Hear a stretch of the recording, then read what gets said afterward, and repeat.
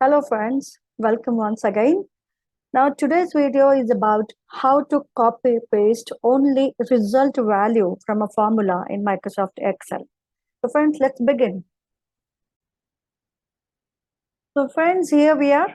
We have column B wherein we have constant values for 2021 column, and column C we have constant values as you can see here in the formula bar for 2022. And here let us quickly get the sum of these two cells and let us copy it down across to all the cells.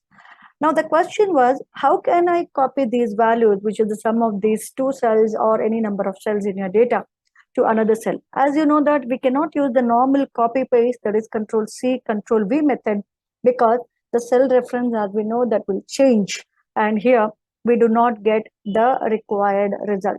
So what do we do then? So friends, we have two methods here. One very simple method is to just copy and paste the values.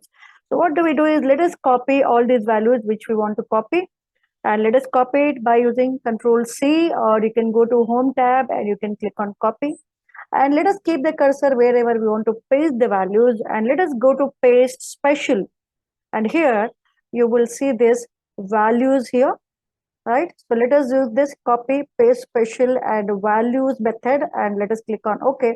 So friends, as you see now here, the value has been pasted as a constant. But friends, please remember, here it is not going to show any formula. Here there is no formula at all, right? So these are the constant values.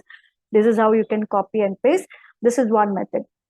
Now another method, as you see here on screen, is we can use a function by name value here, which will paste the values of any given cell reference.